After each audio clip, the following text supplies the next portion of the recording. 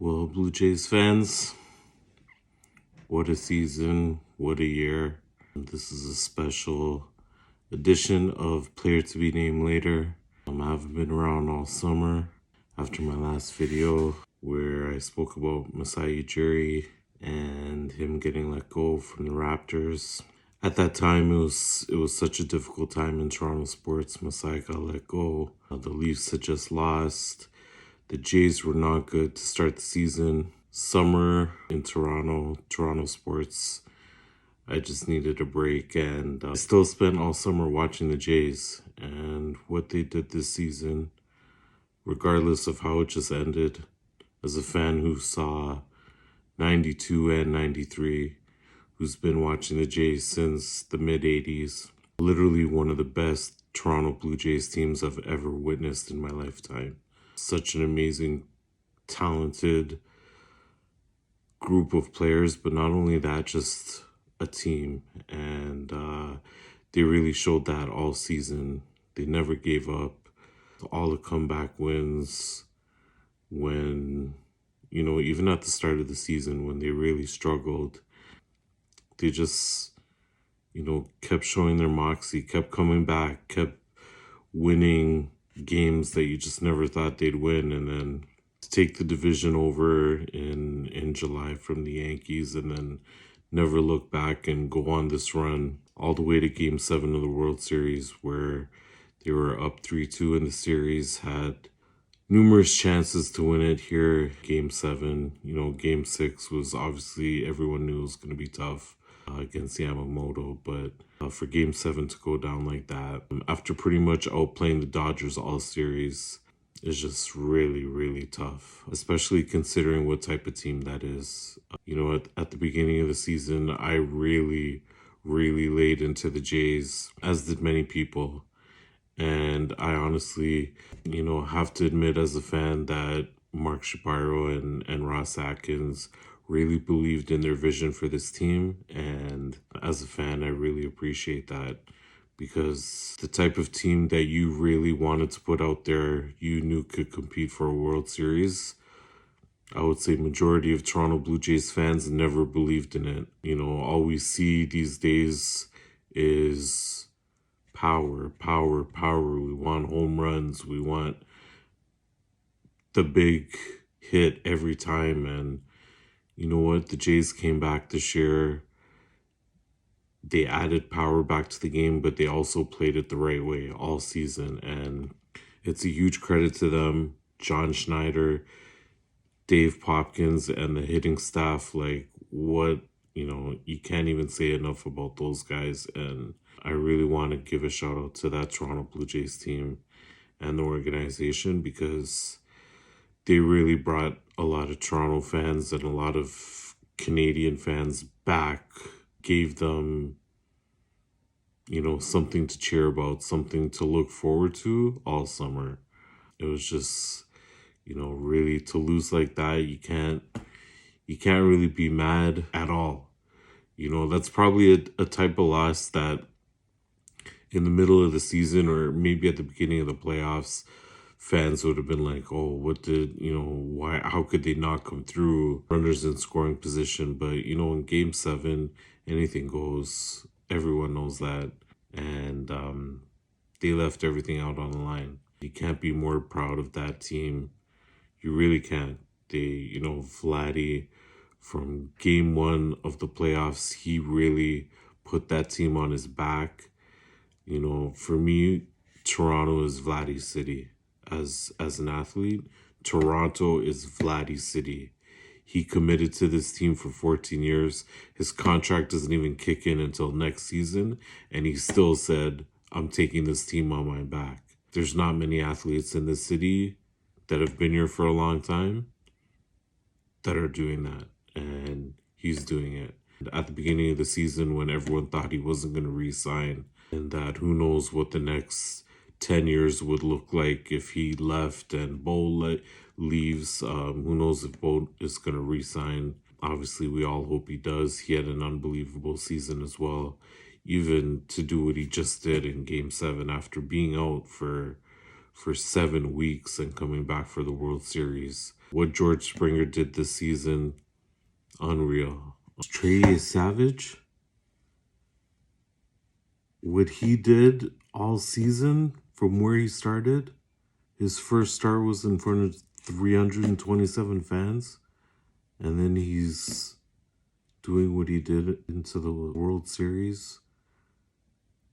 Multiple starts with 10 plus strikeouts, striking out big name after big name. Sure, he had his moments, but does it really matter what he did this season? Addison Barger? Nathan Lucas? I mean, Jays fans, it hurts, but just wow. This team, man. Ernie Clement? Ernie Clement. Most hits.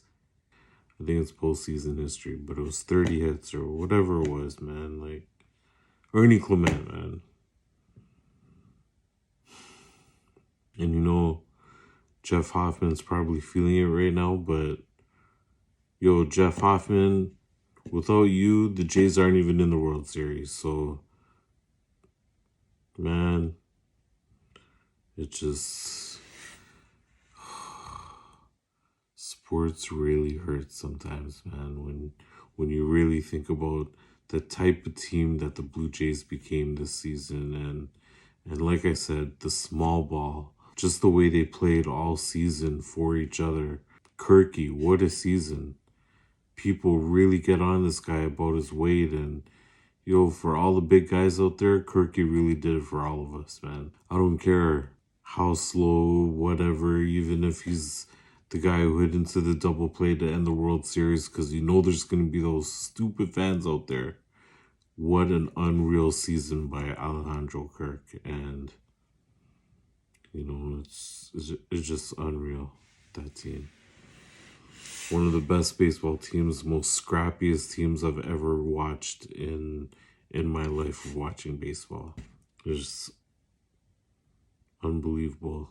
Miles Straw, after spending most of the season, if not all the season, in AAA last year, and just to throw in, basically, after striking out on Sasaki, not being able to sign him, and you know, Otani said no, Soto said no, so many of them said no, and this team just said, we don't need anyone.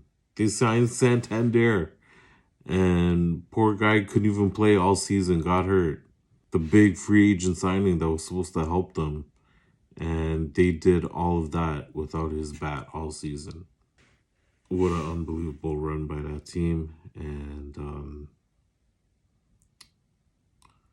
wow, they were that close.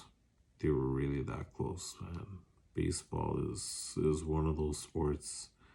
If you invest that time to watch a team, it really stings, boy. But there's always next season. And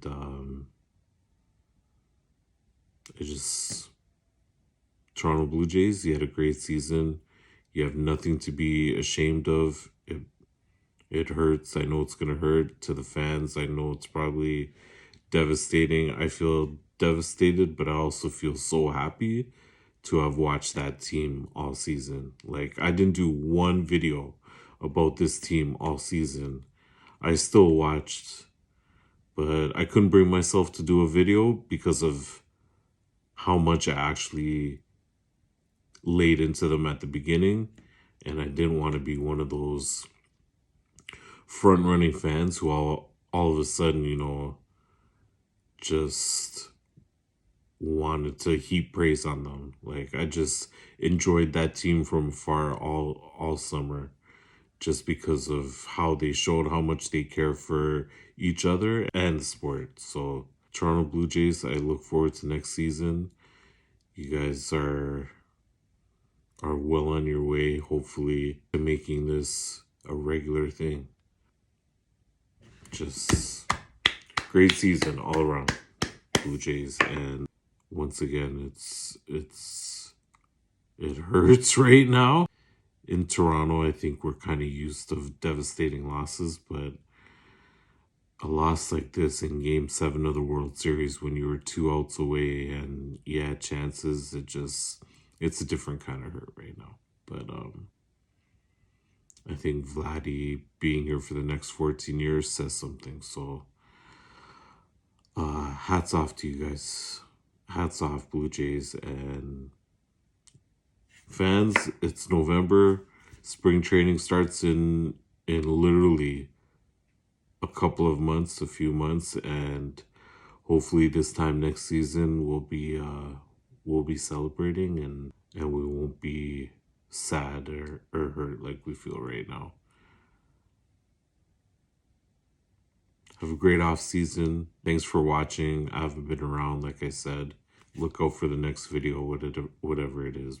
Blue Jays, we love you. All your fans love you, and we couldn't be more proud of how you represented this city, the organization, and the country. Everyone who played for the Jays this year, a lot of respect. And John Schneider, much respect to you as a manager. You guys are all real ones. Thanks for watching. See you on the next one.